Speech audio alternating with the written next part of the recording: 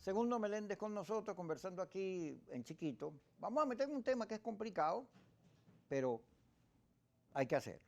Cuando Capriles sostiene, yo no di un cheque en blanco, hay que evaluar si el cese de la usurpación tiene destino o no, porque después de un año tú te das cuenta que ni va a venir una intervención, lo dicen los propios americanos, ni Colombia, Brasil, estos pueden armar un ejército del TIAR, eso, por Dios, si todos nuestros vecinos están más complicados que nosotros, tienen crisis, Chile, Ecuador, todos metidos en un lío horrible de inestabilidad. Y además, la fractura militar, bueno, el 30 de abril te demostró que no tienes como, que por el contrario, que tu prédica a que venga el imperio ha consolidado a las Fuerzas Armadas con Maduro porque le estás diciendo a los militares que le vas a tirar el imperio encima. De manera tal que Capri tiene razón en plantear la discusión.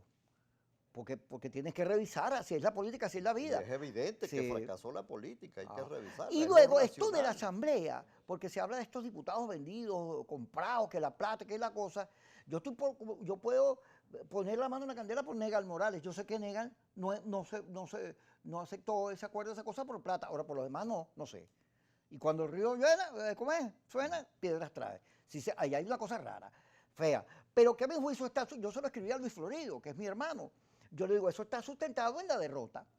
Porque el cese de la usurpación no pareciera tener destino. Bueno, eso parece más bien una terquedad, porque no se le ve futuro a eso. Y cuando la gente percibe derrota, se debilita todo y empiezan a aparecer estas fracturas que las produce cualquier cosa. Yo recuerdo en el libro de Rafael Lino Martínez que él hablaba de Núñez Tenorio, que era un dirigente del Partido Comunista, que lo agarran, lo torturan y después él se dedicó a agarrar a todo el mundo. Y cada vez que agarraba a alguien le decía, es que esta cosa se perdió, ya la guerra se perdió, hermano, aquí Sí. se fregó. Entonces, cuando la gente le decía, la guerra se perdió, y se ponía a pensar, ay Dios. Entonces, el debilitamiento era, Mira, yo no pongo las manos en el fuego por nadie, pero tampoco acuso a nadie gratuitamente. Ninguna de las dos cosas me atrevo a hacerla. Creo que cualquier acusación uno tiene que sustentarla suficientemente para poder hacerla. Pero lo que sí yo estoy convencido es que haya ocurrido o no hayan ocurrido hechos de corrupción como los que han sido señalados y de compraventa de conciencias, etcétera, etcétera. Ese no es el fondo del problema que se planteó en la crisis de ese sector de la oposición. El fondo de ese problema es el fracaso de la política que han adelantado. La gente dentro de esas organizaciones no le está viendo la perspectiva de esta situación, no le está viendo las posibilidades de éxito de las que se ha hablado tanto, y sobre todo cuando te anunciaban que cada día las cosas eran un día para otro, es mañana, es mañana se pasado, va. entonces la gente ve que eso no es así, pero además tiene el problema que acaba de señalar Capriles muy bien.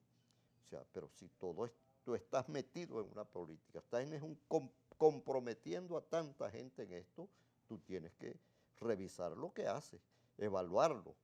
Puede que termines ratificándolo, pues, pero tienes que evaluarlo permanentemente y estar en la disposición de rectificar. Y eso no existe en ese grupo. La gente se veía, primero, que estaba siendo conducida a una cuestión que iba al fracaso, que estaba en camino del fracaso. Y por el otro lado, no tenía posibilidades de opinar, de discutir, de decir lo que creía sobre la situación.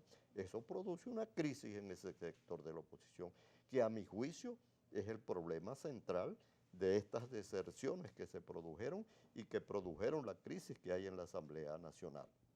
Y lo grave es que los sectores que siguen encabezando esa política están en la idea de no rectificar, sino todo lo que tú les oyes todos los días es que ese es el camino, que esa es la ruta, que esa es la posibilidad. Y, por ejemplo, ya esos sectores hoy hablan de la abstención desde ya. Y no se sientan a considerar que el camino electoral puede ser para ellos también una vía apropiada. No tienen disposición de hacerlo. Por ejemplo, nosotros hicimos un gran esfuerzo porque a la Asamblea Nacional se incorporara la fracción del PSV, la fracción oficialista. porque creíamos que había que tratar de convertir la Asamblea Nacional en un punto de reflexión, en un punto de diálogo para buscar salida a los problemas institucionales y políticos que estamos viviendo. Eso, allí se le dio una respuesta al problema central que se quería plantear, que era la elección del Consejo Nacional Electoral, porque aquí, a nuestro juicio, no hay camino distinto que pueda tener éxito sino el camino electoral. Pero para llegar al camino electoral, para llegar al momento electoral, tú tienes que construir una serie de condiciones que te permitan no solo que eso pueda tener éxito, sino que la gente concurra. Es básico que la gente concurra, que la gente sienta confianza de participar en eso. Entonces tú tienes... Ahora, ¿qué ha debido hacer esa asamblea? Ponerse a discutir entre los dos grupos polarizados que allí estaban un acuerdo para resolver ese tema y ver cómo seguían moviéndose hacia las posibilidades de un combate en el cual pudieran tener éxito. Pero no ocurrió. Vamos al corte, pero ¿a ti no te parece?